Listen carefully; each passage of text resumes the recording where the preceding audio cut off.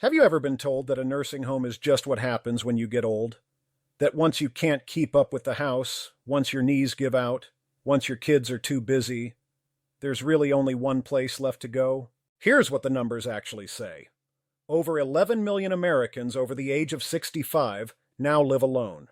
And for many of them, the default answer is a nursing home. For the median cost of a nursing home in this country is over $9,000 a month. In states like Connecticut, Massachusetts, and New Jersey, it can go well past $15,000. And that's for a semi-private room, not even your own space. And yet for most families, a nursing home still feels like the only option. But what if I told you it should be the last one, not the first? But I know what some of you are thinking right now. You're thinking, well, what else is there?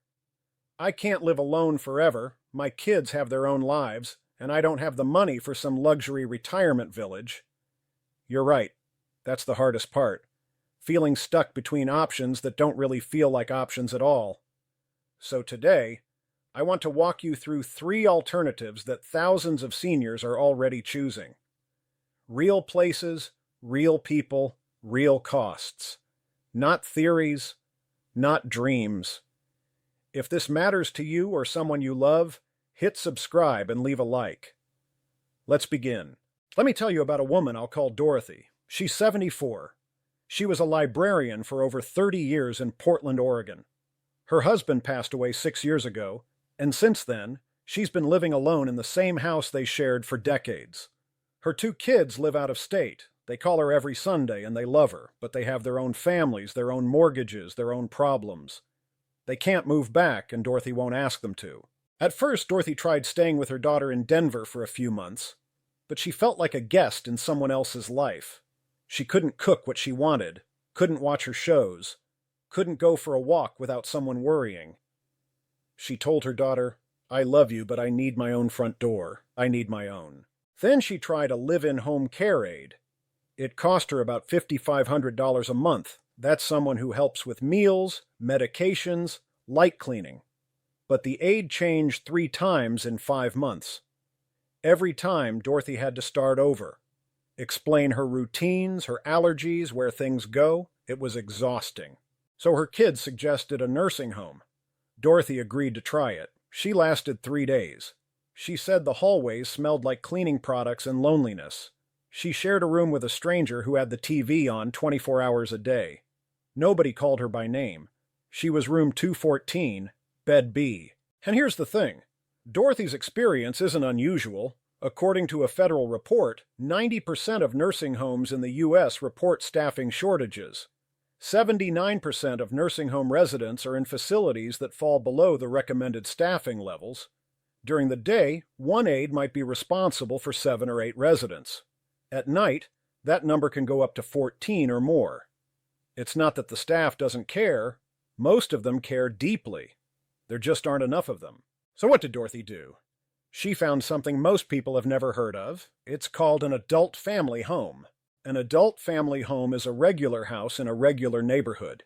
It's licensed to care for 2 to 6 residents, and a trained caregiver actually lives there. That means 24-hour support, home-cooked meals, a shared living room, and your own bedroom. The average cost is between $3,000 and $5,000 a month. That's roughly half of what a nursing home charges, and in many states, Medicaid can help cover part of the cost. I came across a comment from a woman on Reddit who said, "My mother moved into an adult family home after a fall. She was terrified, but within 2 weeks she was helping the caregiver make breakfast every morning. She said it felt like living with a friend." That's the difference. It's not a facility. It's a home that happens to have help. Now, adult family homes aren't perfect. Availability varies by state, and not every home is well run. You have to visit, ask questions, check reviews.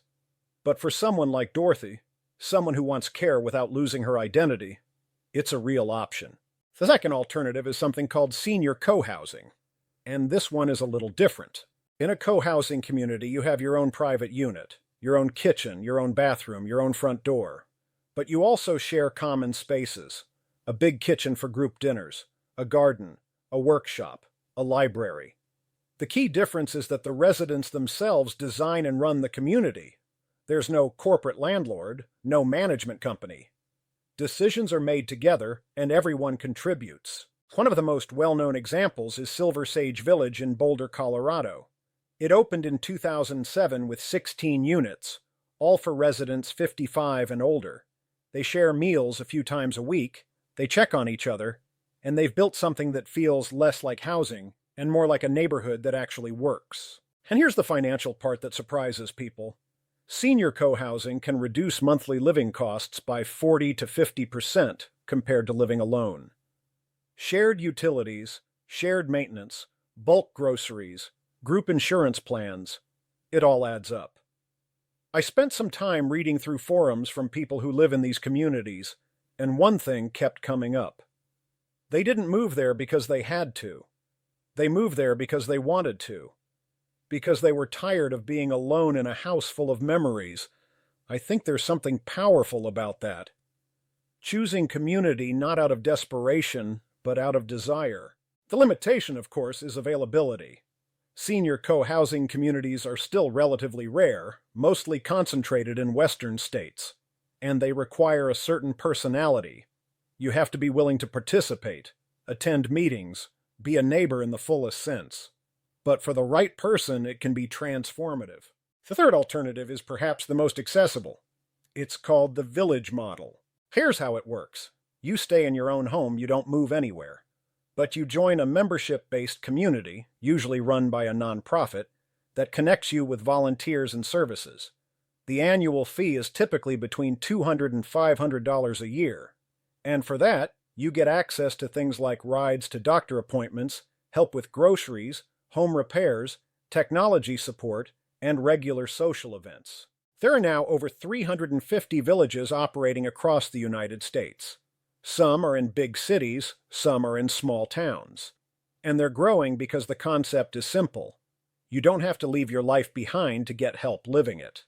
An AARP article I read described a woman who called herself an elder orphan.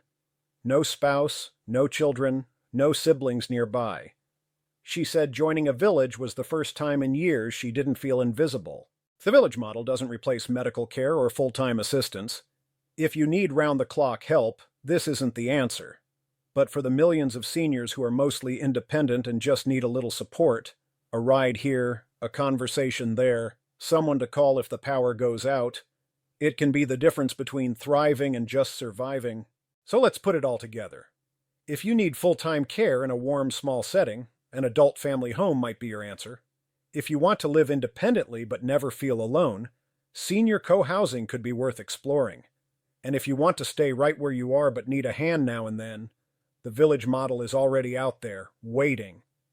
None of these are perfect. All of them require research, planning, and honest conversations. But they exist, and most people don't know that. I think the real tragedy isn't that seniors end up in nursing homes. It's that so many of them end up there believing it was the only choice. It's not. And before I let you go today, there's a passage I read recently that I keep coming back to. This is from Viktor Frankl's Man's Search for Meaning. Frankl was an Austrian psychiatrist. He survived 4 Nazi concentration camps, including Auschwitz. He lost his wife, his parents, his brother, nearly everyone he loved. And yet, in the middle of that unimaginable suffering, he noticed something. The people who survived weren't always the strongest or the youngest. They were the ones who held on to a sense of meaning. He wrote this: "Everything can be taken from a man but one thing, the last of the human freedoms, to choose one's attitude in any given set of circumstances, to choose one's own way." I sat with that line for a long time, because I think that's what Dorothy chose. That's what the 93-year-old in those comments chose. That's what every person who refuses to give up their independence is choosing.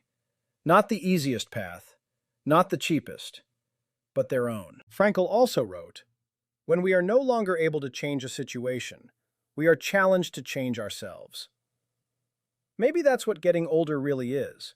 Not a problem to solve, but a challenge to meet on your own terms. If this meant something to you today, share it with someone who might need to hear it. And if you haven't yet, subscribe. I'll see you in the next one.